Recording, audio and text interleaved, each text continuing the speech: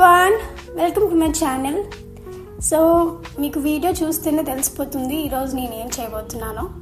So ఈరోజు లంచ్కి మా అత్తయ్య చేపల పులుసు అండ్ చేపల కర్రీ చేస్తున్నారు. సో మా ఊరు స్టైల్ చేపల పులుసు అండ్ చేపల కర్రీ మీకు ఈరోజు చూపించబోతున్నాను. మా అత్తయ్య చాలా బాగా ప్రిపేర్ చేస్తారనమాట. సో చాలా టేస్టీగా ఉంటుంది. ఆయిల్ చాలా తక్కువ వేస్తారు అండ్ చాలా బాగా చేస్తారు. సో అందుకే ఇది మీకు చూపిద్దామని వీడియో చేస్తున్నాను. ఫస్ట్ మనం చేపల్ని నీట్గా కడుక్కోవాలన్నమాట. సో మేము తీసుకున్న చేపలు వచ్చేసి 2 చేపలు, అవి ఐ థింక్ 2 kgs అలా ఉన్నాయి.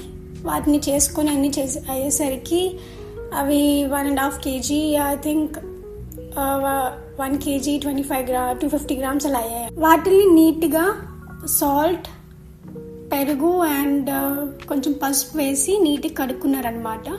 కడుక్కున్న తర్వాత అందులోకి మ్యారినేషన్కి ఏమేమి వేసుకున్నారు అని అంటే సాల్ట్, కారం, పసుపు, గరం మసాలా, ధనియా పౌడర్, జీరా పౌడర్ వేసుకున్నారనమాట. అండ్ కొంచెం ఆయిల్ వేసుకొని నీట్గా మ్యారినేట్ చేసుకున్నారు. సో ఇప్పుడు ఎలా వండుతున్నారు అనేది నేను మీకు చెప్తాను. ఫస్ట్ మీకు చూపిస్తే ఏదైతే మీకు కడాయి కనిపిస్తుందో అది వచ్చేసి కర్రీ, అండ్ ఇది పెద్ద నారగా ఉంది కదా, ఇది వచ్చేసి పులుసు అనమాట. నేను మీకు చూపిస్తాను. సో అట్ ఫస్ట్ ఆయిల్లోకి మిర్చి ఇంకా అల్లం వెల్లుల్లి పేస్ట్ వేసుకొని నీట్గా వేపుకుంటున్నారు అనమాట. సో ఇది కర్రీ అండ్ ఇది వచ్చేసి పులుసు. సో నీట్గా అవి వేపుకున్న తర్వాత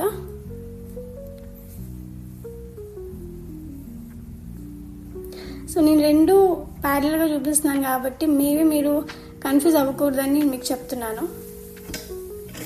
సో ఆ తర్వాత వచ్చేసి అందులోకి కరివేపాకు వేశారు.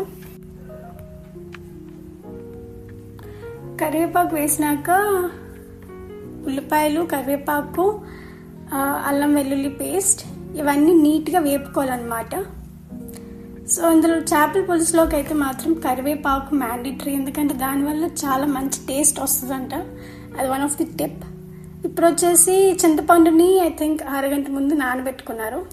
సో అది పులుసులోకి. అండ్ ముందునే టమాటీ కూడా వేసేసుకున్నారనమాట గ్రేవీలోకి, అండ్ ఈవెన్ అదే కూరలోకి, అండ్ ఈవెన్ ప్యారలల్గా పులుసులోకి కూడా వేసుకున్నారనమాట. సో ఇప్పుడు పసుపు, కారం అవన్నీ వేసుకుంటున్నారు. ముందు వేసింది కారం, తర్వాత పసుపు. ఇప్పుడు అవన్నీ నీట్గా కలుపుకున్నాక ఇప్పుడు ముక్కలు వేస్తున్నారు. ఇది కర్రీ అనమాట. ఇవి మిడిల్ పార్ట్ ఉంటుంది కదా ఫిష్కి, అది. సో ఇప్పుడు నీట్గా అవన్నీ అరేంజ్ చేసుకొని కొంచెం సేపు మూత పెట్టుకుంటారనమాట అన్నీ వేసి.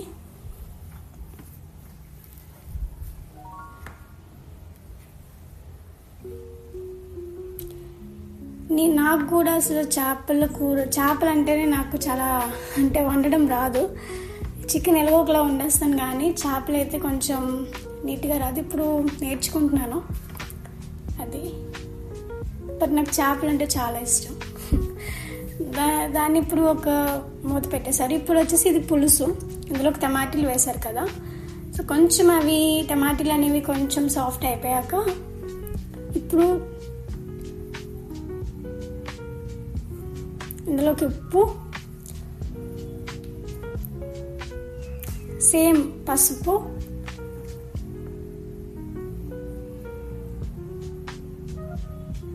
కారం అవన్నీ వేసుకున్నారనమాట. అది క్లిప్ మిస్ అయింది. సేమ్ పసుపు, కారం, ఇంకా ఉప్పు అండ్ గరం మసాలా అవన్నీ సేమ్ అందులో వేసుకున్నారనమాట.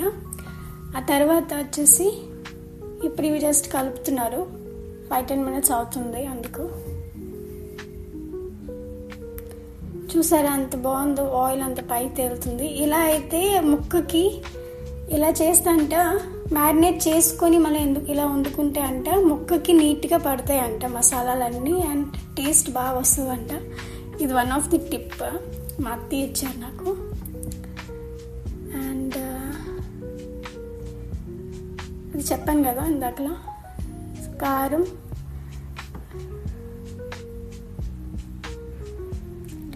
సో ఇప్పుడు కూరలోకి వాటర్ వేసుకొని ఇంకా మూత పెట్టుకుంటారు. సో ఇప్పుడు వచ్చేసి పులుసులోకి చింతపండు చెప్పాను కదా, ఒక అరగంట ముందు నానబెట్టుకున్నారని, అది వేసుకున్నారనమాట. అరగంట కూడా అవసరం లేదు, జస్ట్ ఒక 10-15 మినిట్స్ నానబెట్టుకుంటే సరిపోతుంది. సో అదంతా నీట్గా కలుపుకొని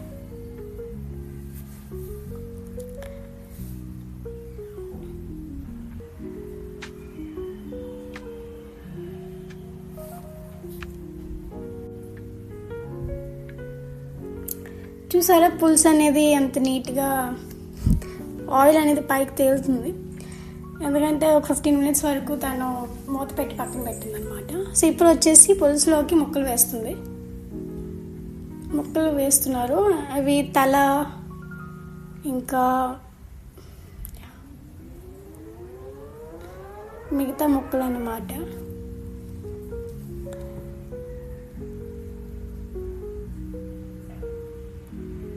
నాకు పులుసు అంటే చాలా ఇష్టం. బట్ మా అత్తయ్య చేసినవి రెండు బాగుంటాయి, పులుసు ఇంకా రెండు. నాకైతే చాలా ఇష్టం. చూసారు, అంత చూస్తేనే తినేయాలనిపిస్తుంది.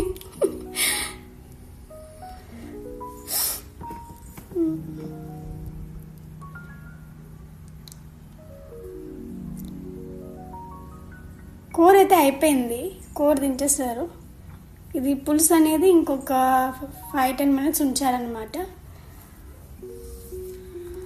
ఎందుకంటే ఉడకాలి కదా. సో అందుకే ఇంకా మూత పెట్టి 5-10 మినిట్స్ ఉంచుతున్నారు, ఉడికిస్తున్నారు.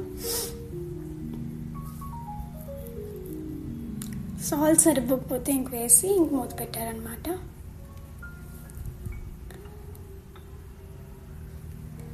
సో లాస్ట్కి అయిపోయింది. ఇది చేపల పులుసు, ఇది చేపల కర్రీ, అండ్ చాలా టేస్టీగా వచ్చాయి. Thank you.